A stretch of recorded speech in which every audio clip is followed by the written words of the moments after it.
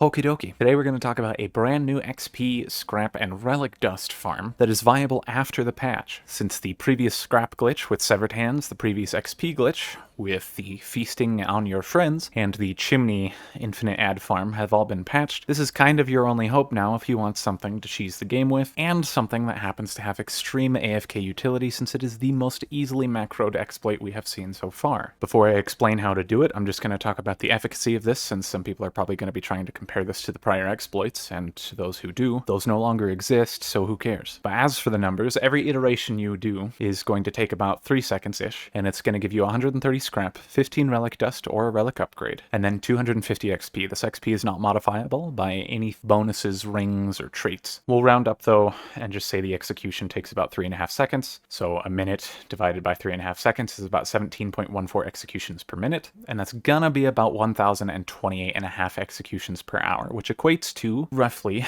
133,000 scrap, 15,500 relic dust, and 257,000 XP per hour. The nice thing about this is it can be done fully automatic, and it is extremely easy to make that happen. This applies to all members of your team.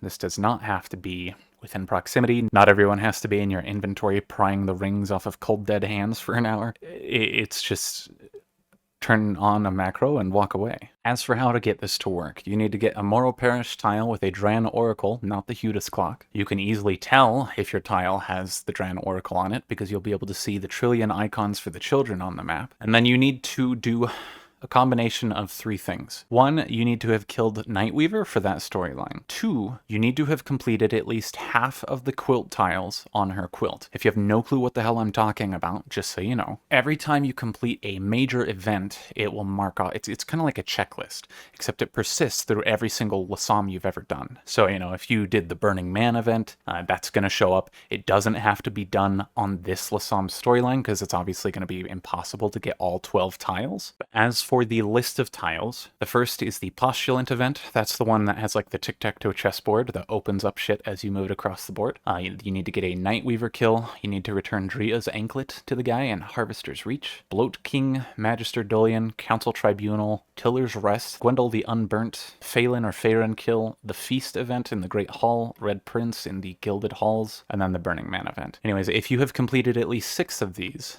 then you can go and find a child and bring them back to the Oracle, at which point she can speak, because the children speak for her, because that's not creepy as shit. And if you've killed Nightweaver beforehand, when you bring a child to her after 6 patches are filled out, then she'll thank you for it.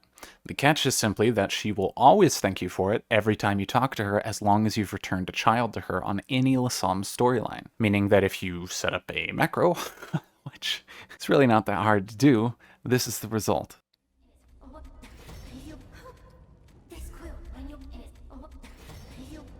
In terms of effectiveness compared to prior exploits we've had, this is probably the least effective if we're targeting one specific part of it. Like if you want scrap, the hands were better. If you want XP, the feast was obviously loads better if you were doing the Huntress Spear strat. But this is the only strat that can be done fully AFK, and as well give you all 3 of these things. If you have any questions about how this works, just ask down in the comments below.